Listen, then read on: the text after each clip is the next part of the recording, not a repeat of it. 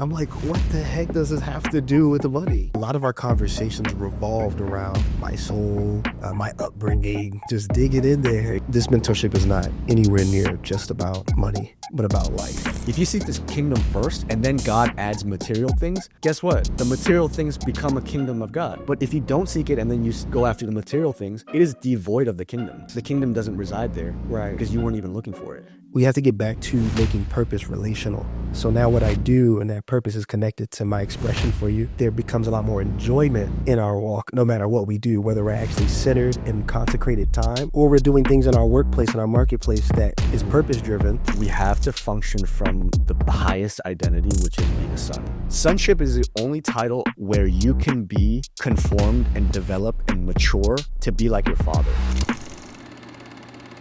Spiritual Intelligence for Dummies, welcome back to another episode. It's another Monday, another episode, and I'm really excited because, as you can tell from the camera setup, we got a guest in the house today, and I'm excited for this conversation, but I want to prepare you so that you kind of can receive everything God has for you. This person, he's special to me.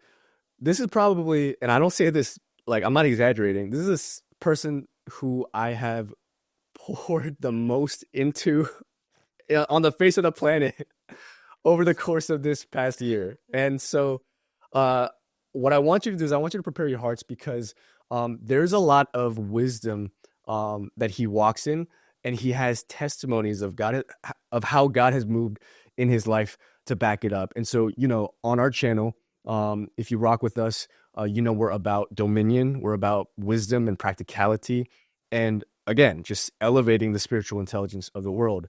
And so a lot of that happens not in theory and not in theology, but by walking life out. And so this is someone who I've had the honor of mentoring and pouring into over this last year. And we've seen God do amazing things. And so I want to introduce you to our guest, Josh Eubanks, bro. Welcome. What's up, man? Welcome to the show. How you feeling?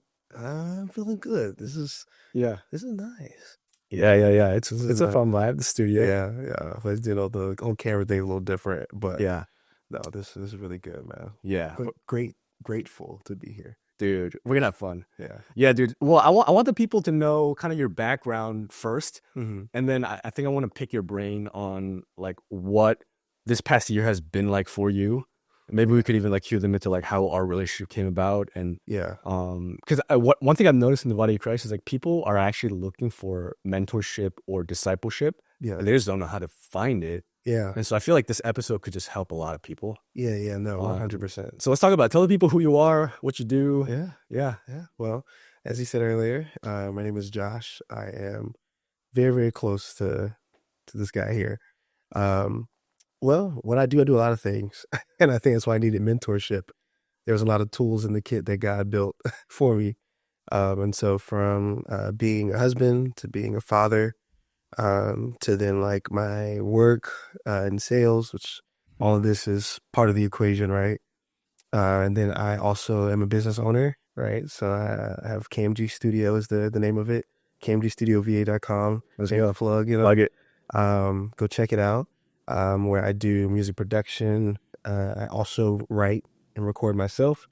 And then at my church, I am over the worship. So I'm the worship director there at Nova Hub Church. And I mean, the list goes on, you know, and then I do anything else that's needed or asked of me by God and by my close ones. So, Yeah. No, that's awesome. That's awesome. Yeah. So as you can tell, guys, I mean, like Josh has a calling on his life. There's a lot of things that God has for him to do in the earth, which is amazing. And so then kind of share, I guess what would be really good is let's peel back the layers.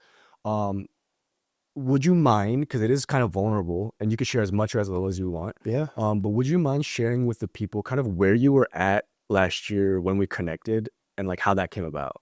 Yeah.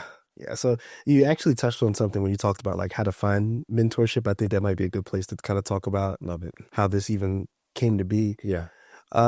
So for me, I mean, when I realized, or even put the pieces together that there was a mentor for me personally, I mean, we talk about spiritual intelligence on this channel. So for me, it was via dream.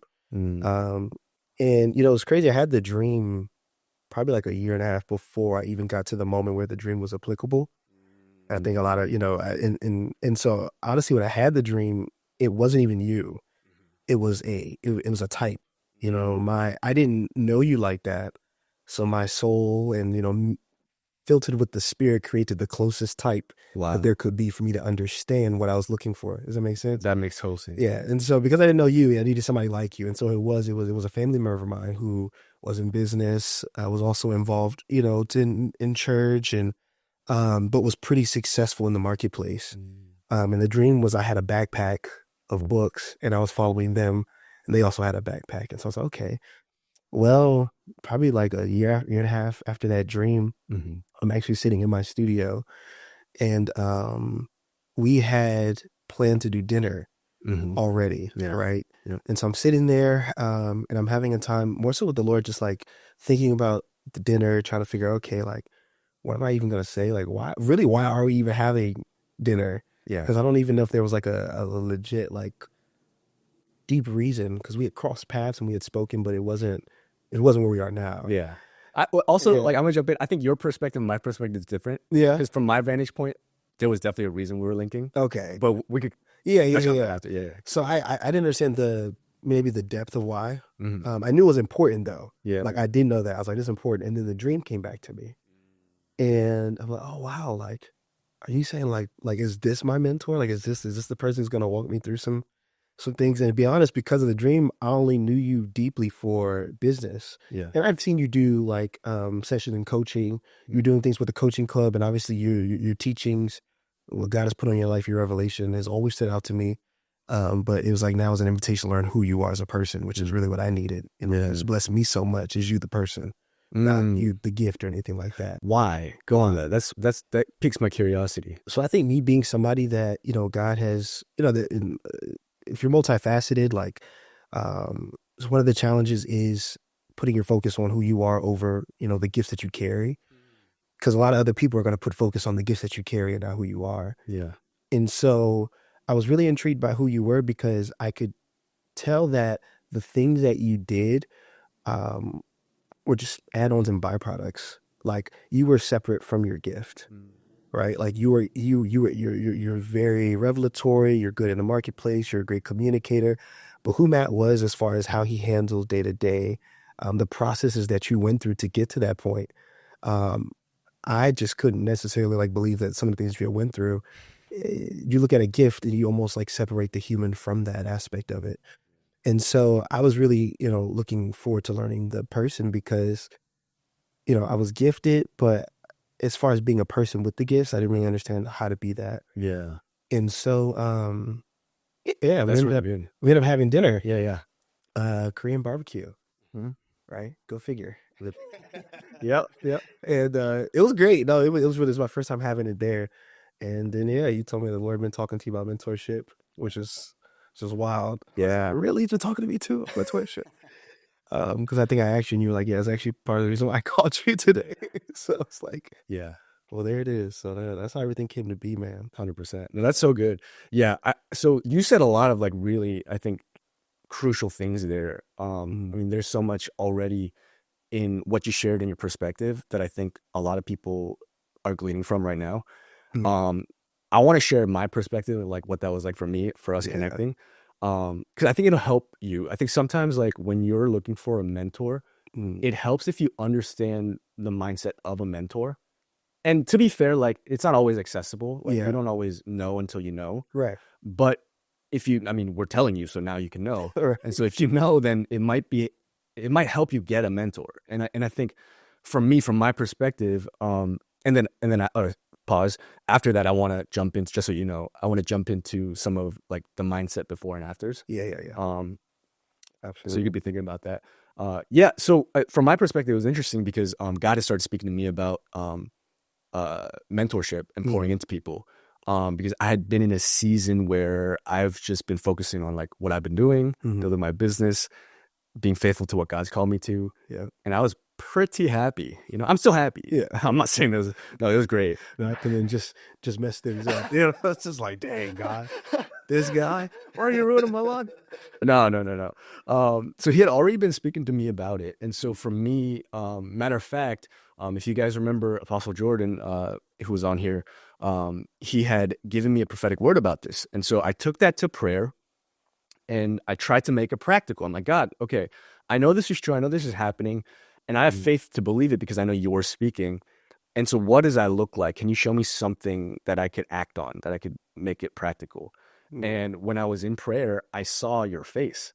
And we had already like talked back and forth there. And I like to keep tabs on people, like just certain people that I'm like curious about or intrigued about. And so we'd already kind of been corresponding just here and there in patches. Yeah. And so that's when I texted you to check in. And here's the thing is like, and I feel like this will help you guys. If you're looking for a mentor or if you're called to mentor people, you have to keep relationship a priority. Yeah.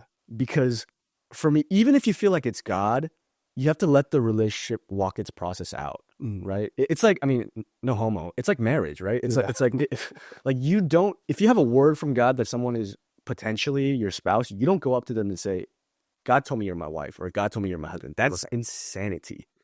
And so what you got to do is you got to let the process run its course. Yeah. And in the process, you know, like there's going to be doubts and challenges that you're gonna have to overcome, and that'll test whether or not this word is really God. Yeah. And so for me, like I was intentional. I was like, okay, I just want this to be a hang. I just want to touch base with Josh and like get a feel for where things are at. And if God opens a door, then this will be how it happens. And so I hit you up. We put a date on the calendar. We go out to eat dinner. And while we're catching up, and you're catching me up about like what's been going on with life, you got, I don't know if you remember that you got really like almost like serious. You almost look nervous. Yeah. Well, it was a leap of faith. I was like, I'm gonna ask him a question off of a dream I had 1.5 years ago. Yeah. Because he fits the type, and I really feel this pull to him. But no, it was like we were laughing, and I was like, so. Yes, exactly. It was the so. Yeah. It was the so. And you know, like, I mean, I knew where this was going. Like I could feel it. And I saw it in your face. I'm like, yeah. Yeah. And so I remember in that moment, I remember God saying to me, he said something so clearly. He said, I want you to let him get it out. Like, I don't want you to like say it for him. Yeah. I want you to like let him get it out. And I was like, okay, like I'm just gonna wait. And I had to be okay with the possibility that you might not actually say it. You might like back out. Yeah. And I had to be cool with that. Because like prophetically, I knew what I was sensing. Yeah. But the relationship had to be organic. Correct. Yeah. And so like, you shared with me like what guys were speaking to you about, and the dream that you had. And I remember I looked at you and I was like, it's so funny you said that. I was actually waiting for you to say the whole thing. Yeah. Because God has been speaking to me too. And so I shared with you kind of like my process of like this prophetic word and this journey. And I think, and this is where I think maybe we could dig into some of the mindset stuff. Yeah. Because there were a couple things that you shared with me at that dinner that helped me know that you were ready to be mentored. And did I ever tell you that those were the things that like really, I don't know if you went into depth. I think you've touched it over time. Yeah. But no, I really thought it was more so like an act of obedience. You mean on my part? On your part. Yeah. Because as much as sometimes you don't always, love what Lord's telling you to do, you do it. And so but no, I actually didn't know the signs that you were looking for per se. Got you. To kind of establish that. So I think that'll be good to dive into, because I could talk about too, like being prepped for that. Yeah. It's a big part. Like, it is. I think too, I mean, even spiritually, a lot of times, like anything that comes to you without a process is dangerous. And I think we equate that to material things, promotions, jobs, but even relationally, right? Because relationships, as we've talked about, is a form of currency. Yeah. And so, I think being prepped in your heart for mentorship, it does take a process, and it's huge in order to have a healthy one. Yeah. Something you said was really interesting to me is like you looked at my life, you looked at the things I were doing, like you could separate the person from the gift. Yeah. What's interesting is like that speaks to the posture of your heart, and that colors your like lens. What's so interesting was like I had a different perspective, because I knew that's true about me, right? Yeah. That's accurate. But the way I was processing this from my perspective was this, is like I feel like a mentee, their mindset is like potential. It's like, okay, I know I have potential. Yes. Who can get me to my potential? Yeah. But the mindset of a mentor is purpose. Yeah. It's like, because the potential, getting to your potential has to be for a reason. It has to be for a purpose. And so, and what's interesting is like, you can identify who your mentor is by are they walking in their purpose? Correct. And I'm sure there was like some overlap there. Yeah. But I think what really sealed the deal with you for me was like, one, you were in a place I could tell like where you were ready to be mentored, and we'll talk about that. Mm. But then also like I could see like your purpose. Yeah. Like I could see your purpose. Like beyond, and like you said, beyond the gift, like what it is that God wants to do uniquely through you as a 360 holistic person. Yeah. And I think that was key, because for me, I do kind of tend to operate like that. Like I'm a very all or nothing type of person. Yeah. And so like it's hard for me to like invest into something or someone that I feel like is like, oh, it's very like compartmentalized, which is why, and this is a perfect segue, which is why it was so appealing to me when you said, I'm ready to like, I'll tell you everything. I'll tell you my finances. I'll show you everything. Like Yeah. I've tried to hide it before, but it didn't work out. Like, and that thing, dude, like that really like opened my heart up to you, where I was like, wow. And I believed you. I'm like, okay, like he's reached such a place in his life where like God has, like you said, processed you for mentorship. Yeah. And you're here where now I know, because of what you said and because of what you mean, Mm. I know that all my efforts will bear fruit because you're receiving it, Yeah. you know? So like go on that, like what was some of your, if you can remember that conversation, what was some of the mindsets you came out of? Yeah. How did God bring you out of those mindsets? And then what mindset did you come into mentorship with? Whew. Man, all this is so good. So I would say first and foremost, I mean, just a plain principle in mentorship is you have to come humble, uh, and willing to be open with that which you are going to. Like, I think that security in a mentorship comes in the fact that they're bearing fruit. One, right? Like, if you want an apple, you're not going to go to a peach tree. You're gonna go to an apple tree. So I think one, seeing that you already carried the fruit of what I was looking for in terms of what God had showed me, it gave me a lot more security to open up to you about different things and to say, okay, what can he do with everything? You know, what can God use if I open myself up? And so I definitely think like humility and the process of humility, which came through honestly consistent failure and trying to do things a way that in my own wisdom or in my own strength or in my own ideas, brought me to a place that said, okay, Lord, I need help. Yeah. I really need help. I have a lot of, gifts, tools that I don't know what to do with. And there's a trajectory that you have for my life that I'm not sure how to get there unless I have somebody here with me walking through the intricacies of this walk, if that makes sense. Yeah. And so I definitely think one, like the Lord had to like tell me like, hey, like if you're going to be mentored, you cannot be prideful and you can't be afraid to be transparent and vulnerable. You can't be afraid to allow this person to see into, the depths of your mess. And then, also being willing to clean up any mess. Now, it's not like I was, completely just, in the mud. I will say that. But um, I, it was almost like meeting you was like the wind I needed to thrust me into the way um, that I was supposed to go. And so, I mean, that process to getting to that point took humility, took prayer as far as those types of things. Now, as far as the more practical processes, when it comes to business in the marketplace, uh, I was already doing some of what needed to be done when I met you. And so there was a foundation there already, Yeah. right? I was already doing some business. It just wasn't, full blown thriving. I was already consistently showing up to sessions and I was already problem solving. And although these things hadn't bore the fruit that was needed, there was a foundation that said, okay, like now I need somebody else to kind of take me, not just to a next level in business, Yeah. which I found out, but in life. And so I would say if you're looking for a mentor, if you're looking for somebody to kind of take you to, or maybe walk you through some things, I would evaluate what you are doing right now and what you are preparing yourself for. Because little did I know, I was preparing myself by being consistent, by working hard, by doing what I could with what I had for somebody to come in and just elevate that. Yeah. Right. And I don't want to get too deep into to certain things, but Do it. I think like I definitely think there's an attraction element to that, right? Where like um I know I want to see something, and so I'm going to begin to work in that way. Yeah. And as it's called, right, like the new age calls it like manifesting, Yeah. right? But really just preparing Yep. the house, Yeah. right? And because relationships are currencies, but then they're also doors. Yes. Meeting you was a door into my next with what I had. Yeah. Right? I'm gonna save you real quick. Yeah. Because I could hear people and even like Christians, like let's bring some language around the manifesting thing. Yeah. 'Cause I know what you mean, but people get Yeah. triggered for no reason. Yeah.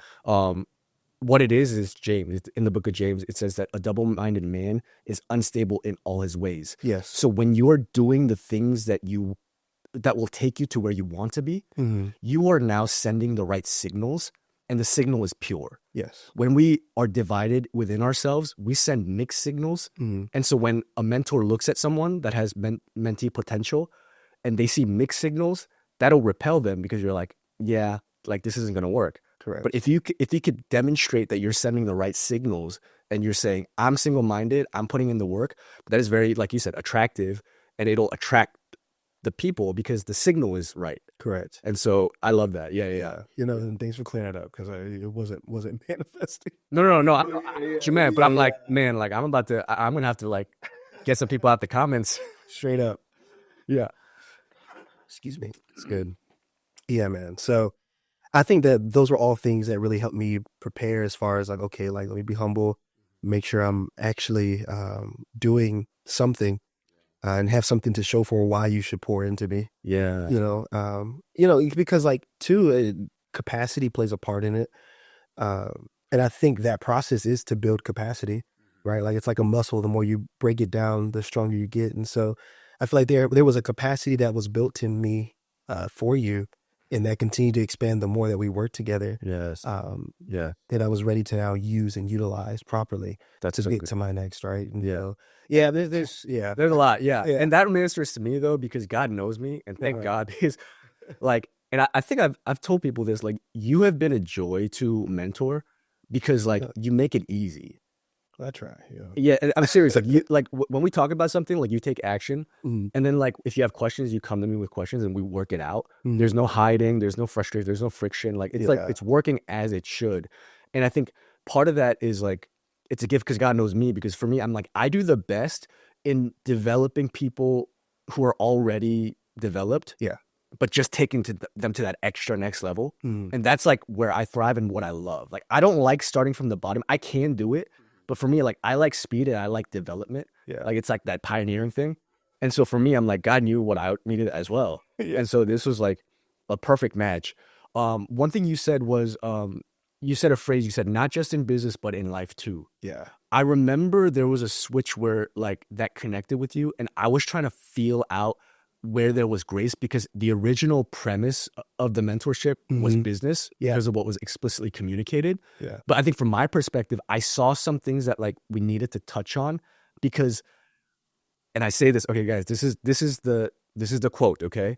This is my one-liner. Years ago, God told me that he did not create you for your calling. He created your calling for you. Meaning that your calling is just an expression of you at your fullest potential.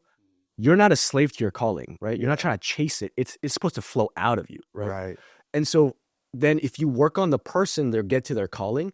If you work on the gifts, they might not get to their calling because the person hasn't changed or developed. Correct.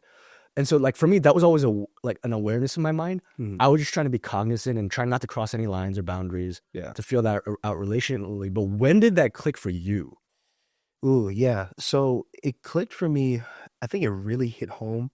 It's actually a story. So I'll just go put it out there. It was the time I actually called actually for money.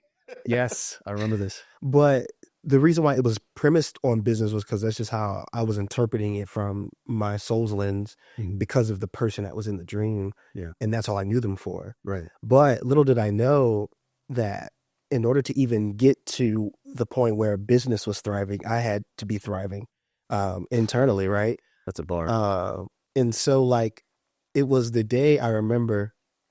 I remember the number too. I needed $150. Oh, you remember the number? Yeah, I remember the number. This is like we're first getting started, right? And so I wasn't managing my money well, like at all. And I made enough. I just wasn't managing it. and I was like, okay, like I gotta ask somebody, like I need help. And it's like you kept flashing in my face like a radar, like, oh, Matt, like, and I was just like, no, like, Wait, why no? why no? Yeah. Because I had to open up more. I had to like let you, that was like, Personal. yeah, that's personal. Yeah. Like that was, that, that there was still somewhat of an image, as we kind of went into it, Yeah. that I was trying to uphold.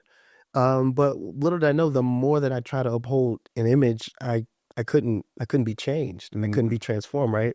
Man. Um, yeah, I was gonna say I couldn't conform to the one that the Lord wanted me to change into, Wow. and it was because I'm trying to.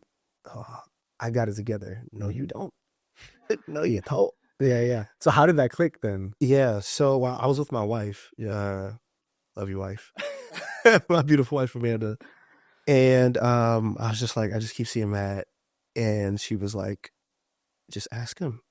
I was just like he's gonna drop me. Like this, he's gonna be like, I'm working on business. You know what I mean? Yeah, yeah. But I mean, like that's the entire point, right? Exactly. And so she was like, God put him in your life for this reason, and she said that God wouldn't put him here if he wasn't a safe place. Mm. And so I reached out to you, and you told me that you would give me the money, Yeah. but that was at the end of the paragraph. What did I say? I don't even remember. You have a good memory. Yeah. Yeah. Well, that's because this was a moment I really remember things Wow. flipped. Yeah. You started saying like, hey, like let's dive in. Let's take some time. Let's dive into your life. Let's make a plan. Let's look at what's causing this. And then at the end, you sent me the money for it. Yeah. So this doesn't happen again. Right. Yeah.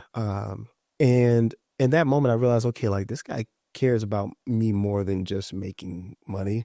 Wow. He cares about me getting it, because you wanted to sit with me and develop a plan and show me how not to get back into the situation, as opposed to just trying to put a Band-Aid over it. Like that's not mentorship. Mentorship is like, I'm here. I need to show you how I built the bridge. Yeah. I need to show you so that way you can do the same, and then you can walk across it yourself. And so there was moments before that were leading up to that, where a lot of our conversations revolved around my soul, my upbringing, Yeah. just digging in there. Digging in. And I'm like, what the heck does this have to do with the money? Wow. Before we even got to a business talk, before we got to an ad, before we got to numbers, like we made goals, but then we started working on me. And I was just like, I remember he did this on purpose. Like, did this where you want to get to? Okay, let's deal with how you see life. Let's deal with how you see yourself. All of that money is going to come, right? Yeah. And so, it was that point that really sticks out to me. That I was like, okay, this was like the breaking point of this mentorship is not anywhere near just about money, like, or business, but about life. Yeah. No, that's powerful. And honestly, like, I feel like something like that, like you sharing your testimony like that, I could see it causing people to have faith, because I'll say this dynamic, that mentorship dynamic you just described doesn't necessarily exist in the world. It's unique to kingdom. Yeah. Right? Because it's spiritual, it's deep, it's relational. Whereas in the world, generally speaking, now there are exceptions, but generally speaking, it's more transactional. Yeah. And so I think that's what's beautiful about anything in the kingdom, is that it's relational and there's so much like life in it. Yes. It's not just like rules or like performance or getting you to some place. It's like getting you to be someone. Yeah. And I love that. Yeah. Yeah. So, okay, this is really good. I hope you guys are being blessed right now. Like I said, like this is spiritual intelligence. You got to like really have a listening ear to hear the subtext, to really pull the wisdom out. Because it might sound like we're just sharing stories, but in reality, like we're releasing a testimony and we're releasing wisdom through our relationship. And so I hope you guys are getting something out of this. I want to ask you then, what are some tangible testimonies you've seen in your life, in your relationships, in your business, that came from like some of these processes? Yeah, man. You got a lot. Yeah. In a year, short time. This year was wild. Yeah. I'll say this, and of course you can piggyback and help give language to anything that that I saw that, if I miss anything. And manifestation. Yeah, for sure. The whole year. Nothing but that. But no, so I'll start with this one. As far as business is concerned, I will say like I ended up doubling, right? Like we calculated it doubled what I did the year prior to meeting you. And so that was amazing. That's a testimony in and of itself. But the way it happened was probably like the most effortless way of it happening. Go on.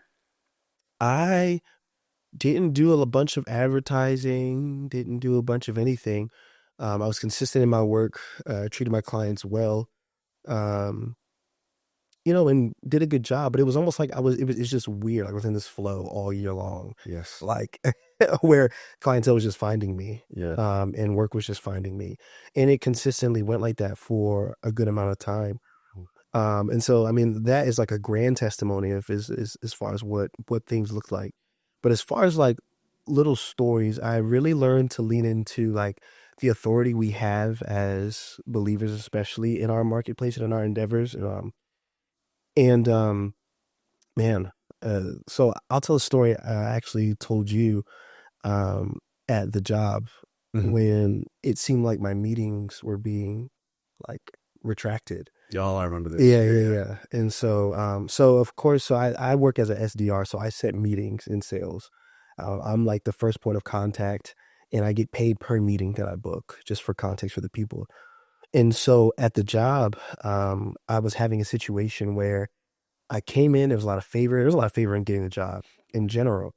And it was like a flow of favor that was happening. And so, meetings were happening left and right. I was booking at an exceptional rate. And I was still doing my job, right? Like I was still doing my work. But it just seemed like it came easier for me than it did maybe those around me. Yeah. And the difference we talked about between grace and toil, right? And so I wasn't toiling for what was coming to me. I was sitting, and my work was agreement, right? With the principles that are given to us as far as what God speaks over our lives as believers. But it wasn't a strain. Well, one day I get to work, and I noticed like for like a week and a half straight, or like weaker, it was like a week. And I think I called you, and I was like, like my meetings, man, they just stopped, and I suspect this is some sort of disruption, some sort of attack, right? As you would say, on the favor that God has put for this particular position here, because things don't just happen. Yeah. Especially like if you haven't necessarily adjusted your actions, there wasn't like an open door or anything like that. Right. So I was like, this, I had to peer into the spirit and really see, okay, like what's happening here? Because this isn't a natural thing. And we talked about it, and I remember you didn't have much like to say. It was almost like you were just like observe it. Yeah. Like you were like, okay, like let's just see what he does. Yeah. And so I remember going back to my desk, or like on the way back to my desk, and we had just learned that Sunday, and it's something we've talked about before, but just like as a believer, like you are assigned angels, like you have angels to command, right? And they hearken after the word, right? That's right. And so for me, just having I'll say like a foundational level, knowledge, which is more than enough to get things done in the spirit realm. I think nowadays as a sidebar, we've overcomplicated things. Yeah. And we run away from principle. Yeah. Which is, I mean, the foundation of the word is principle, right? And so, all I did was I was walking back, and I was just like, every spiritual dam, you would say, every attempt to block the favor of God over my life, I just command my angel to remove it. That was it. Yeah. And I said that because one, the word says God, that he gives us the power to obtain wealth, right?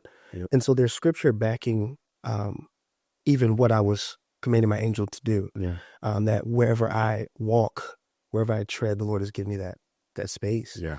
And so I made that command. I began to pray, and my old mindset would have been, I just need to make more calls. I just need to start doing something out of my own toil. Yeah. I just need to stay here another 2 hours. you know? Yeah. And so, but from the time I prayed that prayer, walking back Mm. to the desk, I get a message, and the message says, "Hey, man, like I got a guy. I see you talked to him like last week. Yeah. I'm about to book him right now, but I'm just gonna go ahead and give him to you." Wow. Uh, And so he gives me that meeting, yeah. and then I get two more that day, and then I'm back to the same pattern of like overperforming. And so it was like, but in that moment, one, I don't even think I would have had the awareness to peer into the spirit first and say, okay, like what level is this coming from? Is this coming from where I'm at as far as like, like something I've done wrong, right? Mm. Because like doors do get open and attacks are a lot more liable when there's sin, when there's certain things wrong. Like, so I always evaluate that, but then it's also like, what's the grand scheme? The grand scheme was for me to be in a place of authority, a place of prosperity in this job. And this particular account, had it been stopped, would have damaged the relationship I had with somebody who was important. And so there was an overall arcing like plan here, right? Yes. Yes. And so, I mean, that's just that was a longer testimony, but it was moments like that Mm-hmm. where, I mean, my spiritual intelligence, yeah, grew, and I was able to apply it to see Right. tangible results in my life. Yeah, and that's so good. I mean, I feel like in Christendom, our default is to assume it's an attack Yeah. and then pray against it. Mm. But I love that you went through this process of like introspection and then just overall assessment Mm. of like, okay, am I doing something? Yeah. Yes or no? If no, then what else could it be? And then you went through like the spectrum of what else could it be. Yeah. But what I love is that you always came back to like, where does God have me? Because I feel like that's where we find God's purposes for our season. Yes. And if something is obstructing God's purposes, Yeah. then we know that we have the authority to govern this thing and put it in its rightful place. Right.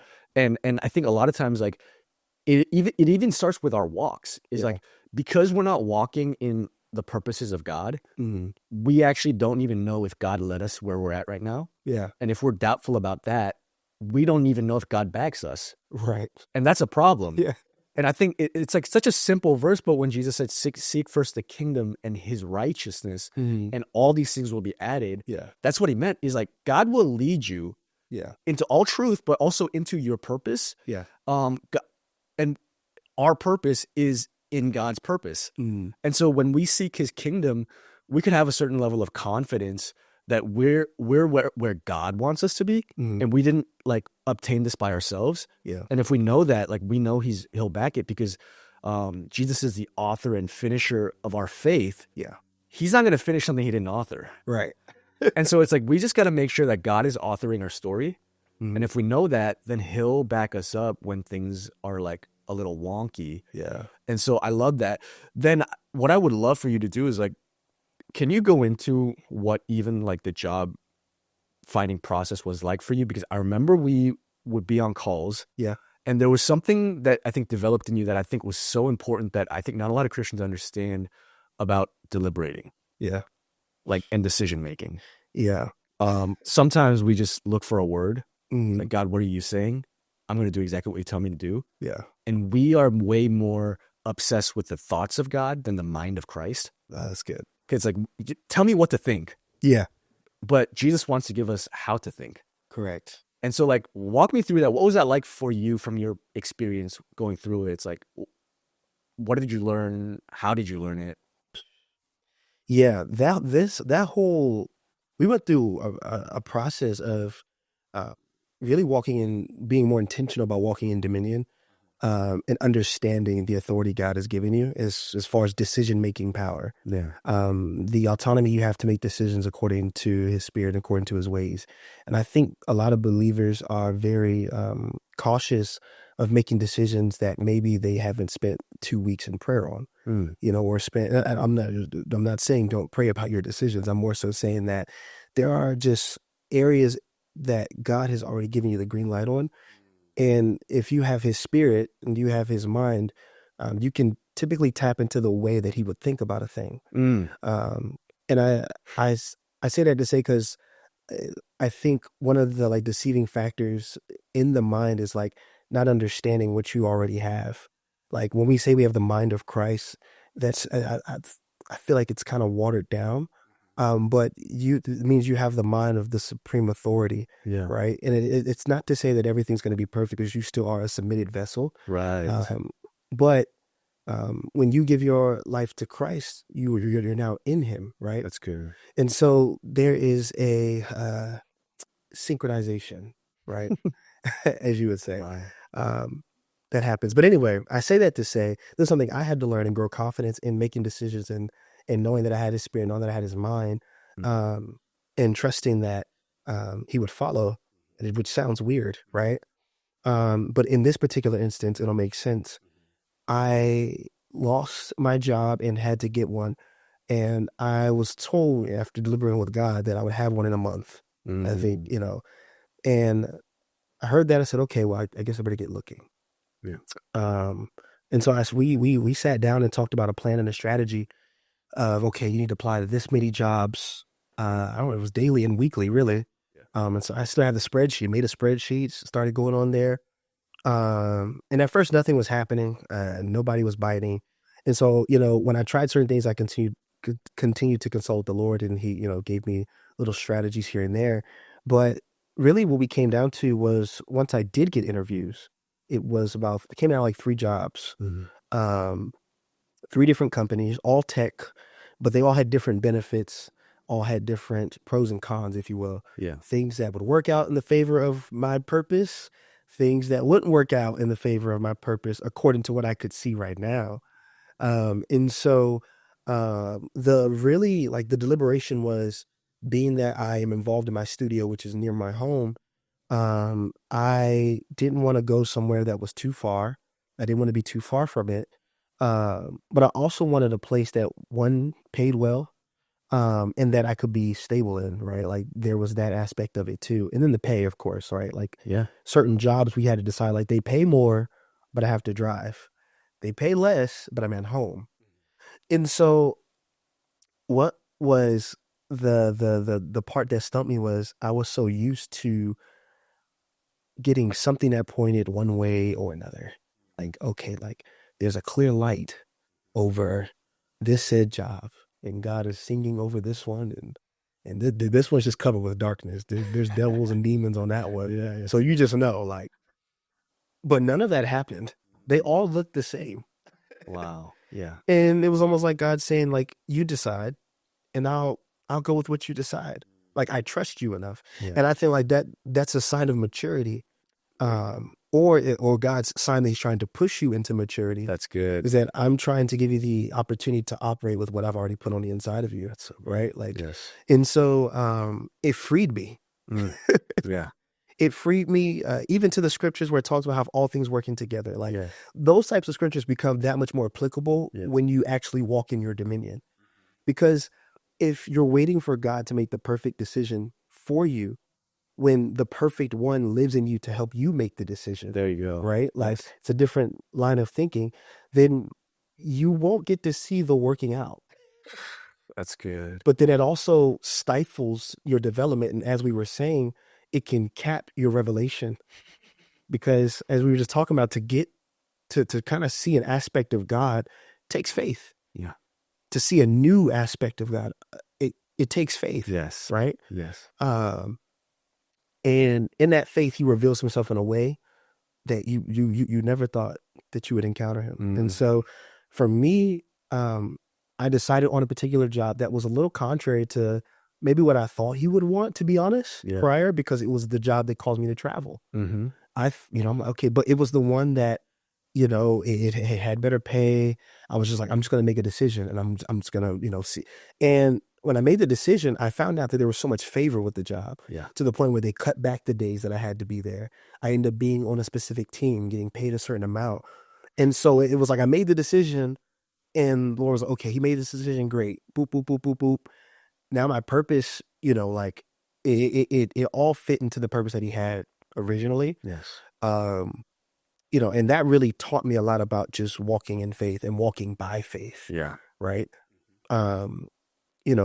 Walking by faith and not by sight sometimes means trusting the God in you. Yeah. And not in the New Age way, but the Holy Spirit. Yeah. Jesus. Yeah. That is in us. Yeah. That when you make a decision, it is in alignment. right? Yeah. Yeah. So that was a different shift for me mentally. Yeah. No, that's so good. Yeah, And just to clarify, guys, like he's not saying he made a Hail Mary decision, yeah, blind faith, let me just do it and God will submit to my decisions.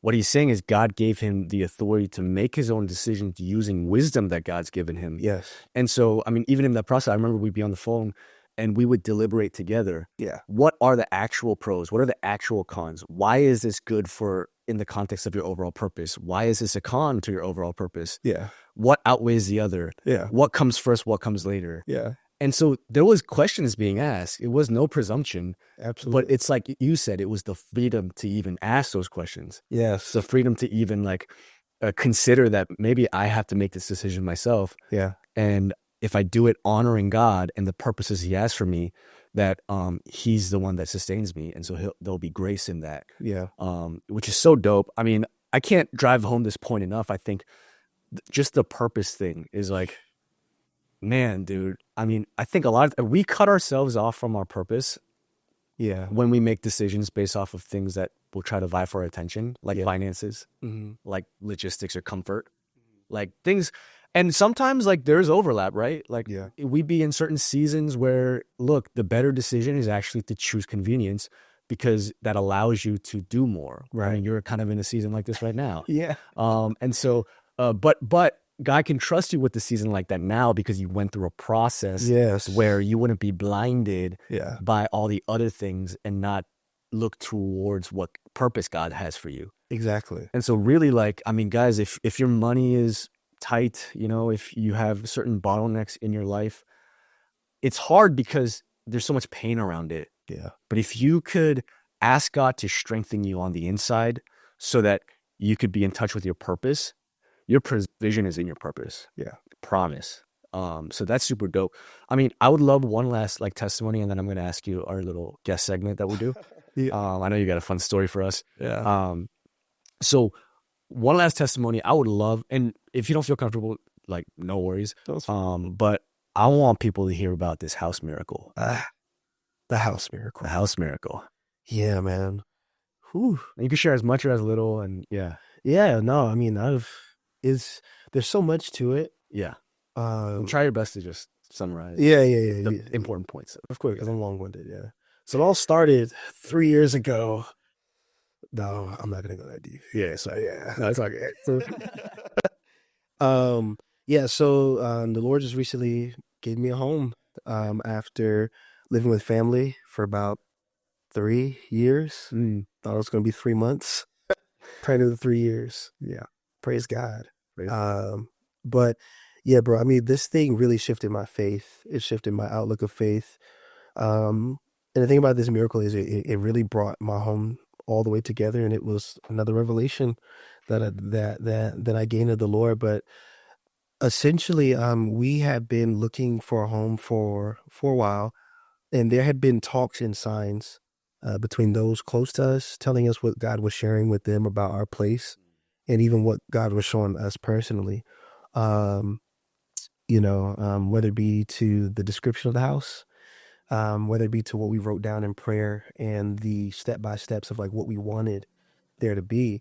Now, for me, the reason why this is so powerful is not even the house that shifted the most, it was the mind and the heart for me, because I'm such a wisdom logic guy, yeah. right? So, um, and it's almost like God being all of who he is, like he's the all wise God, Yeah. but the Bible also says his wisdom is not ours, Yeah. and his ways are not ours. Like it even equates the wisdom of man to what would be the foolishness of God. Yeah. So in other words, our highest level is subpar for him. Like Yeah. it's like as high as we as smart as it's crazy to think that as wise as Solomon was, it was given from God. God was still that much wiser, Yeah. and still is that much wiser.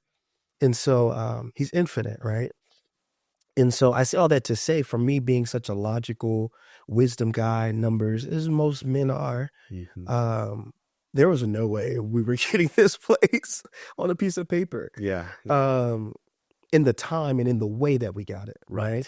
So there was wisdom in the sense of like, God, like we could afford a place, but to do it the way that you did it, Mm-hmm. I wouldn't call wise. Mm-hmm. but he did. Yeah. So I'll say this: we started looking for the house intentionally. We got partnered with a realtor who was a believer, and connected to her life was other house miracles. Other people had things where it was like they shouldn't have got in, but they got in. Yeah. And so, like, you see patterns of that in somebody's life. It's like, okay, like, There's something there. yeah, Yeah. something there. Especially when she's pure and she's pointing everything back to Jesus. So we connected with her, and my wife kept saying, is a big part of it. Um, let's just say we're around October, November of this year. The wife kept saying, like, God's gonna give us a house, like, by Christmas. Mm. He's not gonna allow us to go another year, Yeah. without a place to live. Now, mind you, my plan was to move out the next February, and we talked about it. Yes. I had a plan. I had the numbers. So, okay, like, we're gonna pay this and do this, and then it's gonna be God. Yeah. And my wife was like, I can't make it that long. Like, like, God's gonna get us a house by Christmas. Be full transparency, I did not agree. Yeah. I didn't see that. Yeah. And so we start looking for a house, and we find this particular home, 803. I'm not gonna finish it, but yeah, we see this particular home, and it's beautiful. And my wife sends it to me, and what piqued my interest, what piqued my faith really, was the first picture she sends me has a studio booth built in the basement. That's crazy. Like, full blown, already done, Yeah. studio booth and room. I'm like, well, what are the odds of there being an actual studio booth in the basement? And so at that moment, my faith was stirred, and I said, okay, like, let's just go for it. Yeah. Let's just see. Like, I had given up at that point. I had been like, you know what, Lord, let's see what happens by Christmas. I think sometimes having that mindset isn't portrayed as like having faith. Right. Let's see. Like, let me see. Let me take my hand off of it and let you be. Like, that's a bar. Yeah. Like, that is faith. Sometimes it's not always, I just know, because, like, you have to start somewhere. And for me, this was my start. This was my, okay, God, like, I've never seen this, but we go from faith to faith, right? Yes. So this act of faith will then bring me to that place where I'm like, okay, like, I just know this is what's going to happen. Yes. With that demeanor and that confidence. Like, now you can't tell me anything. But at the time, faith was growing. Yeah. And so, so we applied for the house Wednesday. Mm-hmm. It was on Wednesday, and we had service that night. We had to send in a cover letter, just, to cover some things regarding, like, my credit score, because that was another concern, because I had lost my job earlier in the year. And so we had to send in a cover letter. Thank God the Holy Spirit helped me write it, because I'm a writer. And so it was almost like my gift made a way. Wow. Yes. In a sense, right? Because when she said, I need you to write a cover letter, it was just like, we got this. Yeah. And so wrote a cover letter. We applied Wednesday, early in the day, got to church. Realtor calls and says, hey, they love the cover letter. Mm-hmm. Like, the agent said, this was a great idea. He's going to look at your application. Not only that, he is a previous employer of the company that you work for now. So he understands some of the things you put in your letter about your job and blah, blah, blah. So there was favor there, right? And it was like, okay, cool. So we went into service, praise God, jumped, ran, shouted, spun, whatever you want to. And we get back home. And on the way home, my daughter's in the car going, approved. Wow. Yeah, Anaya, approved. How old is she? She's 2. Yeah. She's 2. Yeah. And she's going, approved. Just, and we're like, okay. So we get home. My wife runs in the room. I'm changing a diaper. She's like, babe. I'm like, yeah, we got approved. Wow. So we get the home. I was like, yo, okay, we got approved. Now here's the kicker. Yeah. Because this wasn't on my timeline. Yeah. Yeah. Certain things have happened in the job where I was going to get paid at a certain time, and it was going to take care of certain things. Right. Regarding getting the home. Yeah. This particular week, there was nothing financially for me. And so it was almost like in a week where it could only be God. Yeah. And so now we have to come up with over $5,000 for the deposit. Yes. In less than 72 hours. Right. Because we were going to move in that Friday. Yes. And so we're like, okay, God, you brought us this far. It's this far. But I don't believe I'll be this far. I was playing that song a lot. To leave in your feelings. Just like, don't believe you probably to leave me. And because I'm helpless. Yes. Like, wow. In and of my own power, like, I couldn't even put any of my check towards it. I couldn't put out an ad and make business in time. It's 72 hours. Yeah. And so, yeah, so we ended up, really we praying about it, and the Lord was like, ask for the money. So okay, Mm. so reached out to our wonderful people of our community, Yeah. um, and everyone, I mean everyone, pitched in. And the crazy about the 5,000, we actually only thought we needed half. Right. We found out we needed the other half later. Yeah. So everyone pitched in. Um, we got some special help um, at the end, and we were able to get into the home. So we acquired everything that we needed, and it was done 3 days before Christmas. Crazy. Yeah, Crazy. 3 days before Christmas. Yeah. And so, not only are we in the home, but the home checks off everything we wrote down from about 6 months ago. Yeah.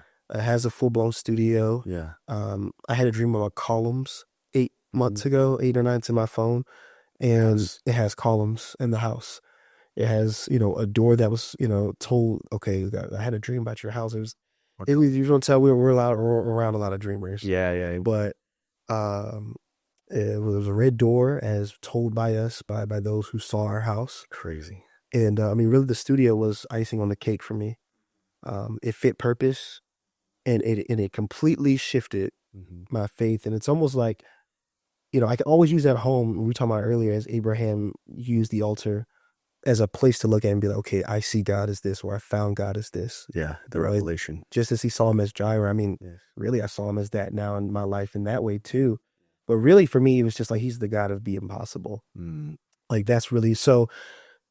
Um, yeah, I mean that was just crazy, but it definitely shifted my faith. Yeah. Forever. Yeah. No, That's so awesome. I love that too. I mean, there's so many layers to this. Just Yeah. knowing you. I mean, I love even just the synergy between you and your wife, like you being more like wisdom, logic, Amanda being like faith, prophetic, what is God saying?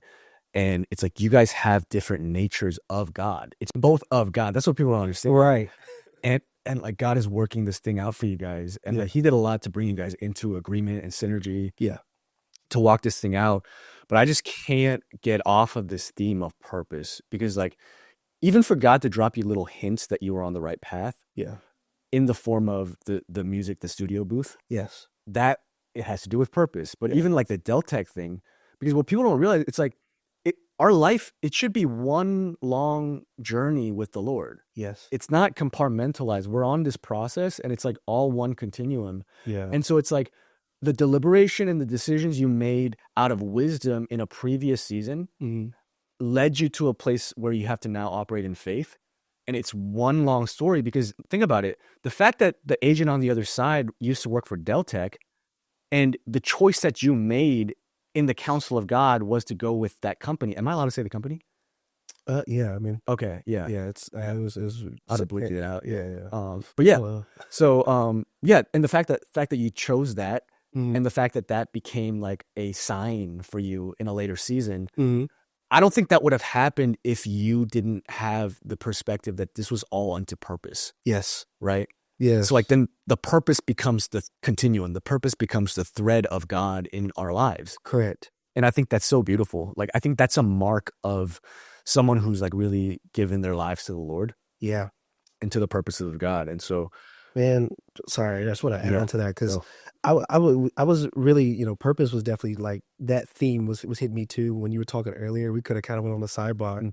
but I mean, purpose is really like if you surround your life around the business of the Lord, it becomes like light, right? Like Yeah. it's like understanding God's purpose and centering your heart to it is kind of like a combatant for blindness, confusion, and darkness. That's so good. And I'm not saying that like you'll never have questions, Right. but understanding what God wants for your life, and understanding maybe not even the full why, but understanding just that He wants it. Yeah. Because you're not gonna always understand the why. Yeah. There was a lot of things I didn't understand until this house manifested itself. It's like when I got to the home, then things started to make sense Yeah. about my purpose, right? Like that's where the faith came in.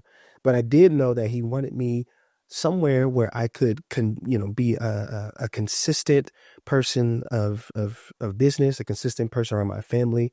That He wanted me to be someone that could carry a stable provisionary home and roof and all these things that would tie into the purposes that He has for me. Yeah. And that really led me in the right direction. But That's why, like you said earlier, like seek ye first the kingdom of God, and his righteousness. And I mean, the things that were added onto it were things that he still, it how it's spoken about is like the things that are added on are like bonuses for yourself. And yes, they are, and they can be. Yeah. But it's all part of his one big purpose and plan. It's really just him adding on the tools Yes. with the purpose, right? Yes. And so, yeah, I mean, the theme of centering everything around God's purposes, God's plans, who he is, Oh, that's good. with the heart of doing it for him. Right. Right. Well, that's the thing is like when Jesus says seek first the kingdom and his righteousness and all these things will be added, he's describing the spiritual protocol, which is first spiritual, then natural. Yeah. Because if you seek the spiritual kingdom first, the kingdom is spiritual. Right. It's not eat or drink. It's spiritual. If you seek this kingdom first and then God adds material things, guess what? The material things become a kingdom of God. It becomes a habitation of God. Correct. But if you don't seek it and then you go after the material things, it is devoid of the kingdom. Yes. The kingdom doesn't reside there. Right. Because you weren't even looking for it. Right. 100%. So that's the thing is like, it's not even about whether or not the stuff is good or bad. It's that when it comes by way of us seeking the kingdom, it also becomes part of the kingdom of God. Correct. And so I think that's powerful. That's a crazy like circle right there. Because even to the material things that are added will help produce more kingdom. The kingdom, exactly. Right? Exactly. So that's what I mean. Like, it's not all just for just our good pleasure and, God adding these things. Like, yes, enjoy them. I'm so happy there's a studio in my home that was already there. Yeah. But even that, like, that's going to bear fruit. But you said something to me this week. You texted me, you go, what do you remember what you texted me? I've texted you a lot. Yeah. It was a bar. It was a one-liner. You don't remember this? It was really good. You said, bro, purpose is addicting. Yes. That's what it is. Yes. It's like purpose in and of itself is fulfilling. Yes. And everything that gets produced from your purpose is also fulfilling. Yeah. So while it's not an idol to us, because we've given ourselves to the cause of the Lord in all things, not just church, but in business, in the world, in family and relationships, it's just this idea that like, man, like when you're in purpose, like you get to fully enjoy all the things God has for you because you're doing it his way. Yeah. And purpose is relational. Yes. And I think that's where the fulfillment comes in. And it's like, it's almost like when you're playing in a sports game and your father's there and you hit a home run or you score a touchdown. There's a sense of accomplishment that comes with doing what makes him proud. Yeah. I think this is where like we have to get back to making purpose relational. That's so like we were talking about David earlier. His purpose was purely relational, and this is why, as much as he did that maybe today you wouldn't deem as like purpose driven or relational, right? He's fighting wars, he's killing, all that stuff. Yeah, you say he's a man after my own heart, and it was actually weird because he was a king. He wasn't necessarily a priest, but his life was as into someone who was in the presence of God at all times. Yeah. Right. And so it was just a foreshadow of what we're to be, where our purpose is relational. Yes. Everything we're doing isn't without separation. And so, yeah, like when you get to the point where your purpose is a relational aspect, where like, like Jesus says, my love is connected to obedience. So now what I do and that purpose is connected to my expression for you. Yeah. I think that like there becomes a lot more enjoyment in our walk, no matter what we do, whether we're actually centered in consecrated time, or we're doing things in our workplace and our marketplace that is purpose driven, but it's all relational, right? And so I think if anything I learned really to that degree in this mentorship from you and watching your life is that like purpose is relational, and to watch you even as someone who is definitely somebody who's after God's own heart, and the things you've done to be obedient to him, I've seen that it comes from a heart of like, God, I just want to please you. And so, I love that that's the way we can express our love for him. It's just follow his purposes the best you can. Yeah, absolutely, bro. That's so good. I mean, we were talking about this. We were, right before we filmed this podcast, we were having some brunch at IHOP, and we had some great conversations there. We should have, honestly, that would have been the podcast. I would say relational purpose could be a whole title. Really like about this. I mean, we could talk about that. I feel like that's where we were touching on that flow. Yeah, absolutely. Yeah, but there was a nugget there that came out in our convo that I think could really tie this up all really nicely, which is like this idea of titles. Mm-hmm. And I think a lot of times, like when we look at how we function in the earth, whether it's in our family context, it's in our work context, it's in ministry context, our titles give us an identity and it gives us a parameter on how to function. Yeah. But what a lot of people don't realize, it's like we have to function from the highest identity, which is being a son. Yes. And if we do it the inverse, then we're underperforming. Yeah. By virtue of the fact, like what's beautiful about sonship being the best title, it's not a cliche. It's not this lovey-dovey thing necessarily. Yeah. The revelation is this, guys, if you could catch it. Sonship is the only title under the sun where you can be conformed and develop and mature to be like your father. Like, that's the heart of a father. Is like, look, because you're connected to me relationally and you're born of me. Yeah. As you develop and mature and grow, you're going to be like me. There's no other title where you could do that. Yeah. And so like when purpose is relational, oh my God. Right. We get to be more like God. We get to be. And I think that's what you were talking about earlier, where like your life becomes like the gifts that come from your life. They don't become who you are. Yeah. They don't become the thing on your head. They're just byproducts of what God put in you. And he's such a big God. There's so many different expressions of who he is. Yeah. And so you're one of those expressions, and God has called you to express it, to the fullest. And that doesn't come except by sonship. Yeah. Right? Because when you title yourself, and I'm not saying titles necessarily are bad, but when you run your life by the limitations of a title, wow, that's so good. Then you constrict yourself to the full expression of who God is, because he's unlimited. That's so right. Good. Yeah. And so like we were talking about, like it stinks when like you don't want to just title yourself, I'm just a minister, or I'm just no, like you minister from the place of sonship. I'm a son. Yeah, I'm a son. Yeah. And you call yourself ministers for them, right? So they can put you in the proper place, or kind of know how to approach you, or things like that. Yeah. But as far as how you should view yourself, it's good to know your function if you have that over your life. Yeah. It's good to understand your toolkit, as I call it, if you have that over your life. Mm-hmm. But ultimately, all of those things become like limited. Yeah. If it's not all subject to the title of son. Of son. Yeah. And bro, I'm really feeling this in this season of my life. The fact that I have such a foundation of being a son, I've cultivated that over the years, makes me so unshakable. Like, I feel so good. Yeah. Because, bro, we were talking, man, people calling me like warlock. They said I'm like teaching a doctrine of hell. Like in the comments, they be wilding in the comments, bro. Like, I got to get them out of there. But I'm like, bro, like, honestly, it's kind of entertaining to me, because I'm like, I'm good, man. Yeah. I'm a son. But it's one of those things. It's like sonship is for you. Mm-hmm. Your title is for others. 100%. And that's a beautiful thing.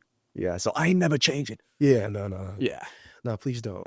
So in that spirit, bro, let's jump into this. I mean, dude, this was first of all, like, guys, like, I know this is like a different atmosphere than normal, but there's such depth here. There's like a richness that I think is so crucial for your relationship with God. And so I really hope that this is blessing you.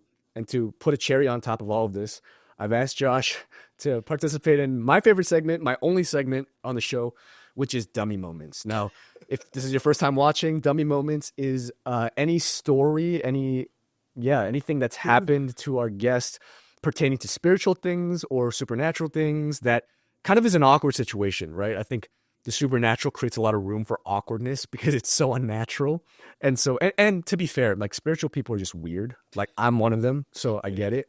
So Josh, like, what's your story? Like, give us some background and tell us why this was so awkward for you. Yeah. I mean, so I guess we can see how it was supposed to be a spiritual moment, but it was definitely not. It was crash and burn.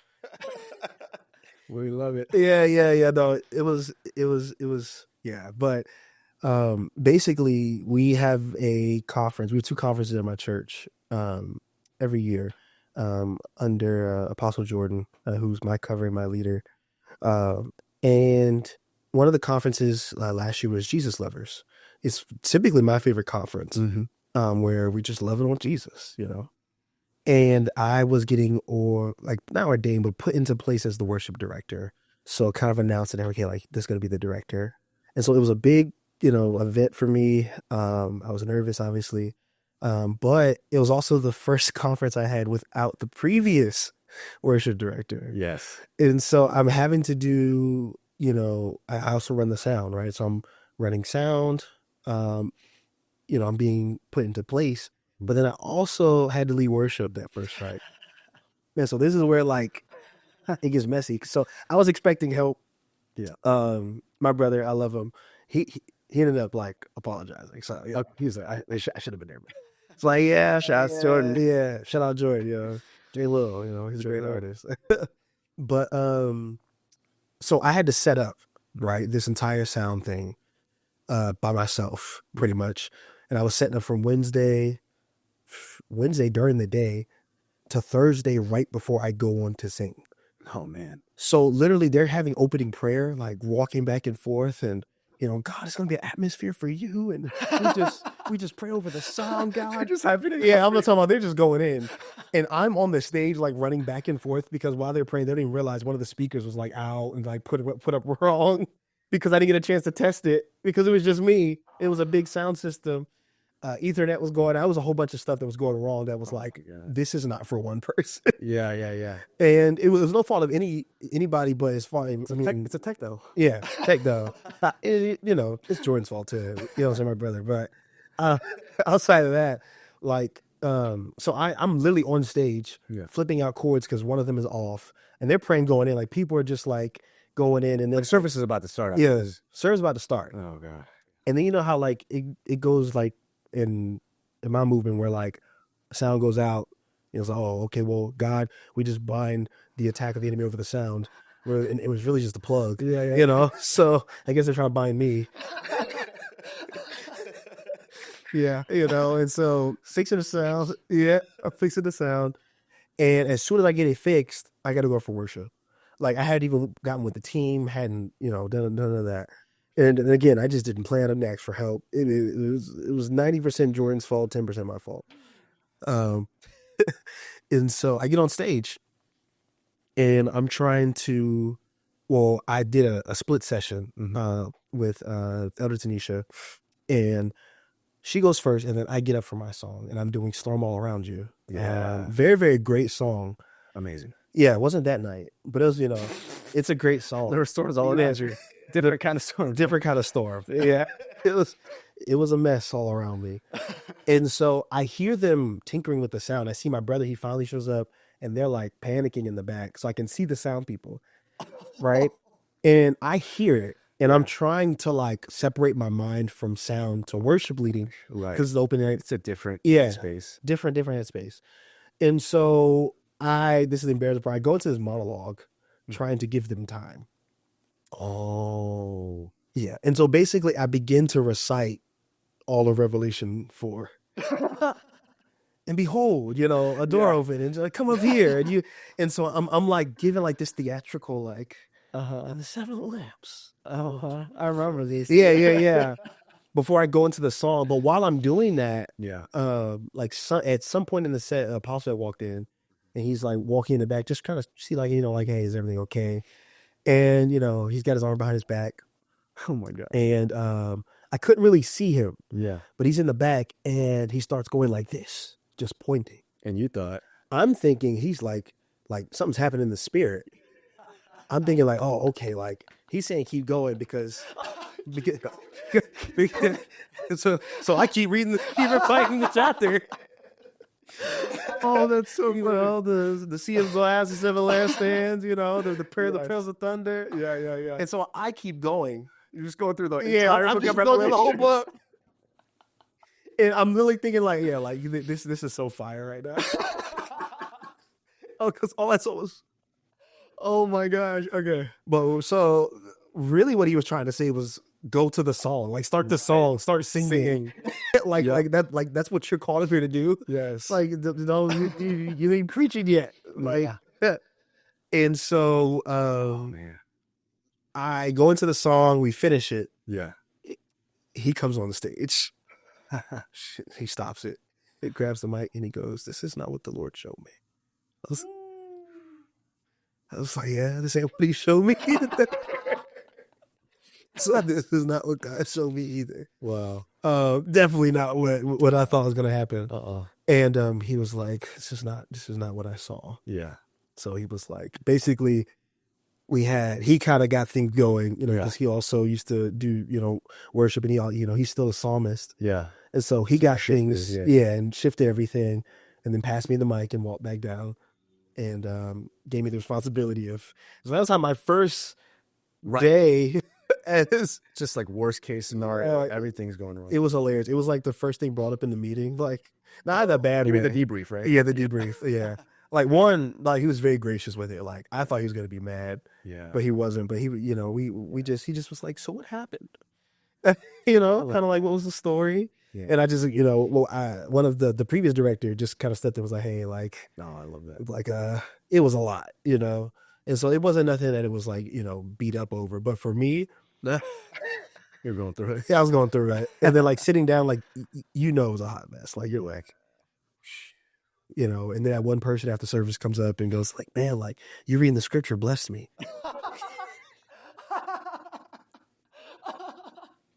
Oh my gosh. I was like, oh my gosh, going Saul in the womb. And he was like, God bless their soul, man. He said, I felt like I was in heaven. He said, I must have read that, Wow. So, well, at least one person was blessed. Yes. At least somebody was blessed. I be finding like that in my comments. Yeah. Like there's someone who always misses the entire point of what I'm saying. Yeah. But they'll be like, this ministered to me and here's why. And they'll give an explanation. I'm like, God bless. God bless. God bless. So, I mean, that kind of helped out, a little bit. But that's my embarrassing. That is the first night of being worship director. Yes, that is a dumb moment. Wow. God, I love that. Let's just start you off low. So, yeah. So it's so funny. I love it. That's a great story. Yeah. You have any last words, any plugs, anything you want to tell the people? No, man. I think we've said everything. I'm pretty long with it. One sentence, one takeaway. Go. Oof. Relational purpose. Relational purpose. Amen. Amen. Alrighty, guys. Well, I hope you got a lot of wisdom nuggets out of this episode. This is a deep, deep, deep episode. So I pray that God gives you ears to hear. If you need to go back and listen to it, do it again, because there's so much in here that I think will really enrich in your relationship with God, and as a byproduct, your purpose as well. So I love you guys. Thanks for watching. As always, if you like this video, I always say this, I don't care if you like it, but I want you to subscribe because I want us to stay connected so that you could be in the loop for the next video. And until next time, I'll see you guys next week. Same time, same place. Bye.